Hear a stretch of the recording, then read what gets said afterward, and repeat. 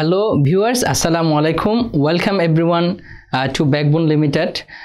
আজকের লেকচারে আমরা প্রোনাউনের ধারাবাহিক লেকচারের দুইটা গুরুত্বপূর্ণ প্রোনাউনের ব্যবহার নিয়ে কথা বলবো। সেটা হচ্ছে হু এবং হুম, হুএভার এবং হুমএভার। এই হু, হুম এবং হুএভার এবং হুমএভার নিয়ে প্রায় সময় আমরা বিগত সালের প্রশ্নগুলো যদি অ্যানালাইসিস করি, ইউনিভার্সিটি অ্যাডমিশন টেস্ট, যে কোনো প্রতিযোগিতামূলক পরীক্ষার, তাহলে দেখব প্রায় এই টপিকটা থেকে প্রশ্ন আসে। প্রোনাউনের খুবই গুরুত্বপূর্ণ মানে একটা পার্ট হচ্ছে এই হু, হুম এবং হুএভার এবং হুমএভারের ব্যবহার। So viewers, let's get started. আমরা প্রথমে বোর্ডের দিকে তাকাই। সেখানে আমি লিখেছি হু ভার্সেস হুম, ঠিক না? হু এবং হুমের মধ্যে পার্থক্য কী সেটা নিয়ে আমরা একটু কথা বলবো। প্রথমে আমি এটা ব্যাপারে একটু কথা বলে নিই। এখানে আমি 5টা সেন্টেন্স লিখেছি। এই 5টা সেন্টেন্স যদি আপনি ভালোভাবে বুঝতে পারেন, তাহলে হু এবং হুম রিলেটেড কখনো আর আপনার ভুল হবে না ইনশাল্লাহ। যদি আপনি এই 5টা সেন্টেন্স খুব ভালোভাবে বুঝতে পারেন। এই 5টা সেন্টেন্সের মধ্যে হু এবং হুম রিলেটেড যত ধরনের প্রবলেম সব দেওয়া আছে এবং তার সলিউশনও এই 5টা সেন্টেন্সের মধ্যে দেওয়া আছে। সো খুব ভালো কনসেন্ট্রেশন দিতে হবে, মনোযোগ খুব ভালোভাবে লেকচারটা দেখতে হবে, কারণ একটু ডিফিকাল্ট আছে, যার কারণে আপনাদেরকে মনোযোগ দিতে হবে। বাট যদি আপনারা খুব মনোযোগ সহকারে দেখেন, তাহলে অবশ্যই বুঝতে পারবেন, ইনশাল্লাহ আর কখনো ভুল হবে না। প্রথমে একটা লাইন লিখেছি, সেটা হচ্ছে হুর পরে সরাসরি কিন্তু একটা ভার্ব বসে। তাহলে ভার্ব দেখলে আমি সরাসরি কি বসাবো? হু বসাবো না হুম বসাবো? হু বসাবো, ঠিক আছে। দ্বিতীয় নাম্বার হচ্ছে, যদি সাবজেক্ট প্লাস ভার্ব থাকে তখন সেক্ষেত্রে আমি হুম বসাবো। যদি একটা সাবজেক্ট পাশাপাশি দুইটা ভার্ব থাকে, ভার্ব 1 ভার্ব 2, মানে ভার্বের প্রেজেন্ট ফর্ম পাস্ট ফর্ম, এ কথা আমি বুঝাই নাই। এটা দুইটা আলাদা আলাদা ফাইনাইট ভার্ব যদি পাশাপাশি থাকে, তখন আবার হুম না হয়ে হু হয়ে যায়। এটা হলো পার্থক্য। এখন আমরা এক্সাম্পলের দিকে খেয়াল করি। দেখেন, you are the man who or whom wants to go abroad. তুমি হচ্ছে সেই মানুষ যিনি বিদেশ যেতে চায়। এখন প্রশ্ন হলো, এখানে ভার্ব আছে না? হু এবং হুমের দিকে তাকায়, আমরা দেখি একটা ভার্ব আছে ওয়ান্টস। তাহলে ভার্ব থাকলে কি হুম হয় না হু হয়? অবশ্যই হু হয়। তাহলে এখানে আনসার হবে who. You are the man who wants to go abroad. মানে তুমি হচ্ছে সেই মানুষ যে বিদেশ যেতে চাই, ঠিক না? তাহলে হুর পরে সরাসরি কি বসছে? ভার্ব বসছে। এই যে হুর পরে সরাসরি ভার্বটা বসছে, ঠিক না? এখন আমরা নেক্সট সেন্টেন্সটা দেখি, যে এখানে একটা সাবজেক্ট আছে আই, একটা সাবজেক্ট আছে নিড, ভার্ব আছে নিড। তাহলে সাবজেক্ট প্লাস ভার্ব থাকলে তখন কি হয়? হু হয় না হুম হয়? তখন কিন্তু হুম হয়। হ্যাঁ, এই যে তখন হুম হবে, নট হু। ওকে, দেখেন, ইউ আর দ্য ম্যান, তুমি হচ্ছে সেই মানুষ, হুম আই নিড, যাকে আমার প্রয়োজন। ওকে, তাহলে হুম কেন বসছে? কারণ হলো এখানে একটা সাবজেক্ট আছে, একটা ভার্ব আছে। যে সাবজেক্ট ভার্ব থাকলে তখন হুম হয়। এখন 3 নম্বর সেন্টেন্সের দিকে আমরা দেখি। সেখানে দেখতে পাচ্ছি একটা সাবজেক্ট আছে আই, আর একটা সাবজেক্ট আছে ভার্ব আছে থিং, একটা ভার্ব আছে হ্যাজ। দেখেন, দুইটা কিন্তু ফাইনাইট ভার্ব, থিংকও ফাইনাইট ভার্ব, হ্যাজও একটা ফাইনাইট ভার্ব। এখন বিষয়টা হলো, যদি একটা সাবজেক্ট পাশাপাশি এরকম দুইটা ভার্ব থাকে, তখন কিন্তু হুম না হয়ে আবার কি হয়ে যায়? হু হয়ে যায়, ঠিক না? তখন হুম না হয়ে এই যে হু হয়ে যায়, 3 নম্বর রুলসটা। Okay, you are the man who I think, যাকে আমি মনে করি হ্যাজ এ বিউটিফুল মাইন্ড, যার একটা সুন্দর মন আছে। এখন এই প্রশ্নটা কেন এরকম হয়ে যায় সেটা নিয়ে একটু কথা বলি। দেখেন, এখানে মাঝখানে একটা ক্লজ ঢুকাইছে, অতিরিক্ত ক্লজ, যেটা হলো আই থিঙ্ক। এই যে এই ক্লজটা আই থিঙ্ক, এই ক্লজটা এখানে মাঝখানে ঢুকাইছে। আচ্ছা, এই ক্লজটা যদি এখানে না থাকতো, তাহলে কি কোনো সমস্যা ছিল? ধরেন যে আমি এটা আমি লিখলাম না, এই আই থিঙ্কটা আমি লিখলাম না, তাহলে অর্থটা কীরকম হইতেছে দেখেন তো। You are the man who I think has a beautiful mind, I থিঙ্কটা আমি ফেলে দিলাম, তাহলে হবে কি who has a beautiful mind. তখন এই যে ভার্ব না, সরাসরি ভার্ব থাকলে কি হয়ে যায়? হু হয়ে যায়। তাহলে এখন হু হয়ে গেছে, কোনো পার্থক্য আছে? পার্থক্য কিন্তু নেই।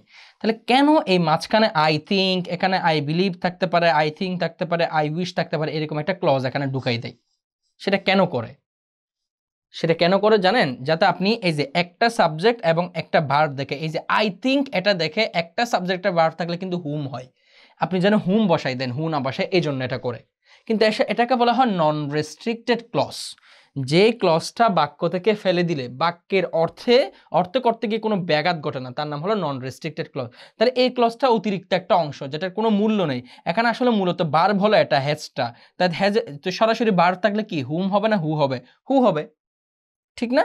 তাহলে এই মাঝখানে একটা সাবজেক্ট এবং ভার্ব, এই যে সাবজেক্ট ভার্ব দেখে যেন আপনি হুম বসাই দেন, সেই ট্র্যাপে আপনাকে ফেলানোর জন্য ওরা মাঝখানে এরকম I think, I believe, I wish এরকম ক্লজ ঢুকাই দেয়।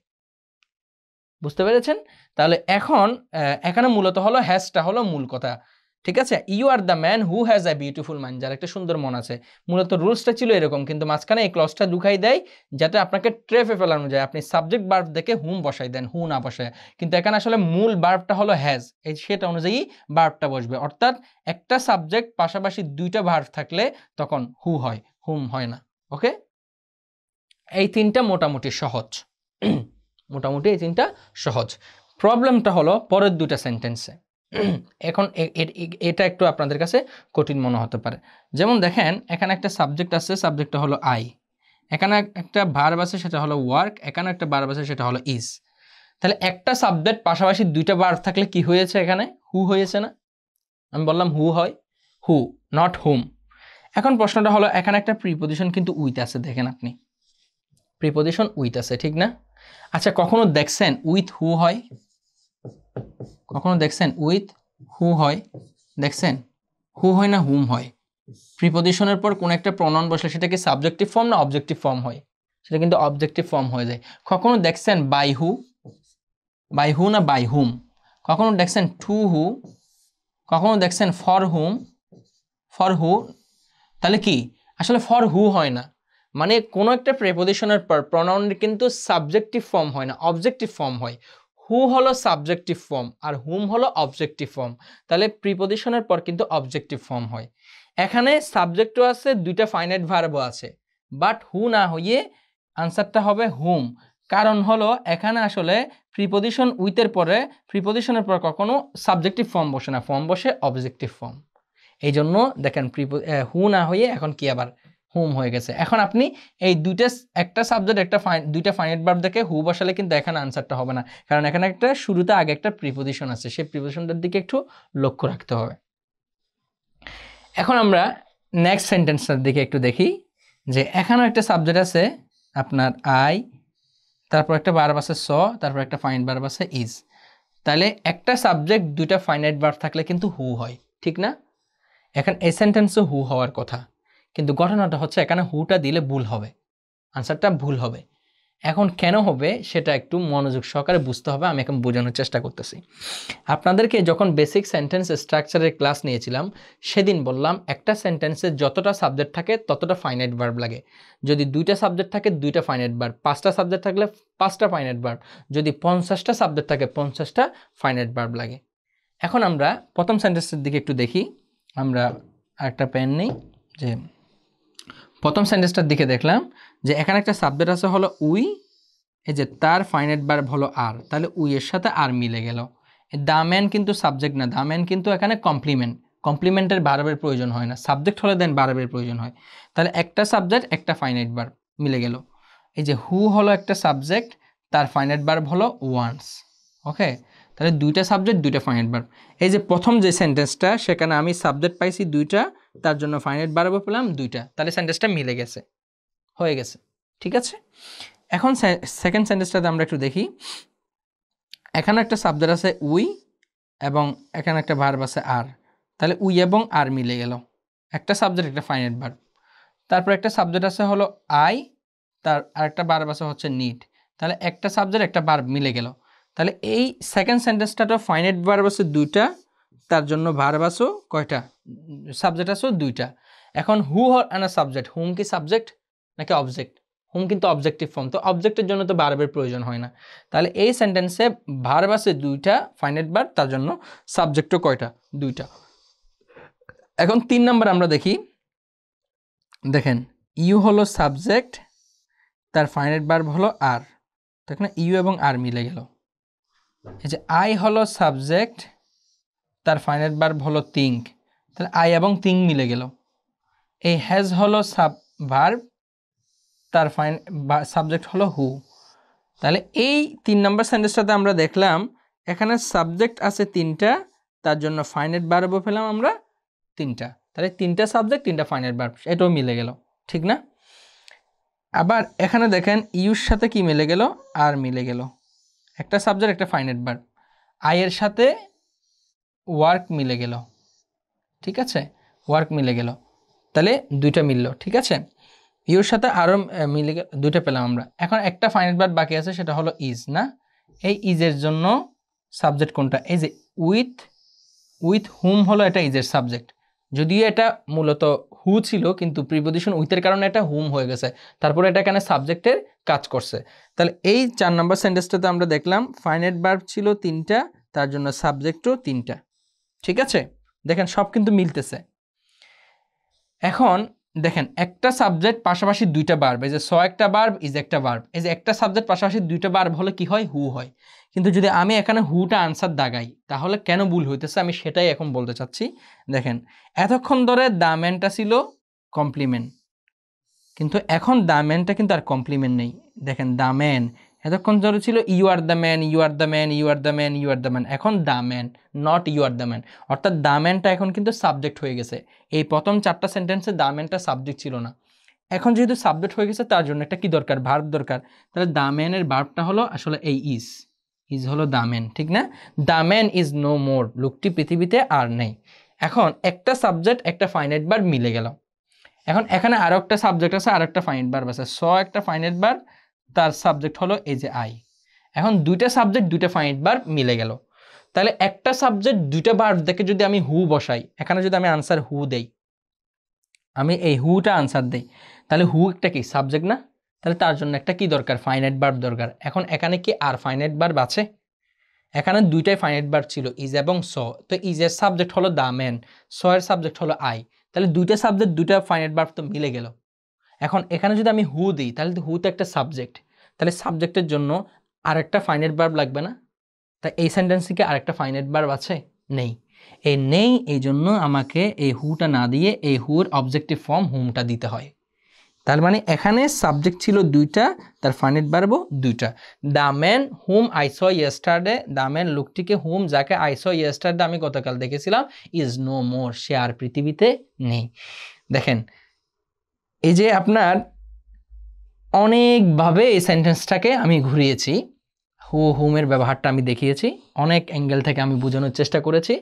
এই 5টা সেন্টেন্সের মধ্যে হু এবং হুম রিলেটেড যত সমস্যা সব আছে, এবং তার সমাধানও এখানের মধ্যে আছে। যদি এটা খুব ভালোভাবে রপ্ত করতে পারেন তাহলে আপনার হু এবং হুম রিলেটেড প্রবলেম আর হবে না ইনশাআল্লাহ। সো আমরা নেক্সট স্লাইডে দেখি এই হু এভার এবং হুম এভার এই 2টা ওয়ার্ড আসলে কখন বসে। দেখেন আই উইল পানিশ, আমি শাস্তি দিব দা বয়, কাকে দিব? দা বয়। এই দা বয়টা কি অবজেক্ট না? আমি কাকে শাস্তি দিব? দা বয়। দেখেন হু ডিড ইট না হু এভার ডিড ইট? আমরা জানি হু প্লাস ভার্ব হয়, এই যে ভার্ব আছে ডিড, ঠিক আছে। আচ্ছা দেখেন আমি যাকে শাস্তিটা দিব, আই উইল পানিশ দা বয়, আমি ছেলেটিকে শাস্তি দিব, কাকে দিব? তাকে। সেটা কিন্তু বাক্যে উল্লেখ আছে, যদি উল্লেখ থাকে তাহলে হবে হু, নট হুম এভার, হুএভার, ওকে। তাহলে I will punish the boy, আমি ছেলেটিকে শাস্তি দিব হু ডিড ইট, যে এটি করেছিল, ওকে। এখন দেখেন সেকেন্ড সেন্টেন্সটা দেখেন আই উইল পানিশ, আমি শাস্তি দিব, কাকে দিব? সেকেন্ড সেন্টেন্সে কি উল্লেখ আছে? কার উপর শাস্তিটা দিবে, কাকে দিবে, সেটা কি উল্লেখ আছে? নেই। যদি না থাকে তখন হবে whoever, okay. I will punish whoever did it, যে এটি করুক না কেন তাকে আমি কিন্তু শাস্তি দেব, ঠিক আছে। এখন আমরা জানি সাবজেক্ট প্লাস ভার্ব থাকলে তখন কিন্তু হুম হয়। এখন কি হুম এবং হুম এভার কখন হবে সেটা আমরা দেখব। দেখেন আই উইল ফাইন্ড আউট, আমি খুঁজে বের করব, আমি কাকে খুঁজে বের করব? এই যে দ্য ম্যান লোকটিকে, এটা বাক্যে উল্লেখ আছে, এটা কি অবজেক্ট না? এটা বাক্যে উল্লেখ আছে। আই উইল ফাইন্ড আউট, আমি খুঁজে বের করব, কাকে বের করব? দ্য ম্যান লোকটিকে। তাহলে এখন যদি অবজেক্ট উল্লেখ থাকে, যার সম্পর্কে কথাটা বলা হচ্ছে, সে যদি বাক্যে উল্লেখ থাকে তখন হবে হুম, নট হুম এভার। আচ্ছা, I will find out the man hmm I need, যাকে আমার প্রয়োজন সেই মানুষটাকে আমি খুঁজে বের করব। ওকে, কিন্তু দেখেন আই উইল ফাইন্ড আউট, আমি খুঁজে বের করব, কাকে বের করব? এবার বাক্যের সেকেন্ড সেন্টেন্সে কি বাক্যে উল্লেখ আছে? নেই। যদি না থাকে তখন হুম না হয়ে হুম এভার হবে। ঠিক আছে, তাহলে I will find out hmm ever I need, যাকে আমার প্রয়োজন তাকে আমি খুঁজে বের করব। ঠিক আছে, তাহলে অবজেক্ট উল্লেখ থাকলে হু এবং হুম হয়, আর যদি অবজেক্ট উল্লেখ না থাকে তাহলে হু এভার এবং হুম এভার হয়। আর আমরা তো জানি হু হবে সরাসরি এরপরে ভার্ব থাকলে, আর হুম হবে এরপরে সাবজেক্ট প্লাস ভার্ব থাকলে। ঠিক একইভাবে হু এভারও তখন হবে যদি এরপরে সরাসরি ভার্ব থাকে হু এভার, আর যদি সাবজেক্ট প্লাস ভার্ব থাকে তখন হুম এভার। ওকে, এটা হচ্ছে হু এবং হুম এভার কখন বসাবেন, হু কখন বসাবেন, হু এভার কখন বসাবেন, হুম কখন বসাবেন, হুম এভার কখন বসাবেন, সেটা নিয়ে সেটার রুলস আর কি, যেটা আমি মাত্র আলোচনা করলাম। ডিয়ার লার্নার্স, এতক্ষণ ধরে আপনাদেরকে আমি হুএভার এবং হুমএভার এই রিলেটেড গ্রামাটিক্যাল রুলসগুলো আলোচনা করার চেষ্টা করেছি। পরবর্তীতে প্রনাউন নিয়ে আরও একটা লেকচার করা হবে, সেখানেও কিছু গুরুত্বপূর্ণ প্রনাউন নিয়ে কথা বলা হবে। সেই লেকচারগুলো দেখার আমন্ত্রণ রেখে এখানে শেষ করছি। আসসালামু আলাইকুম।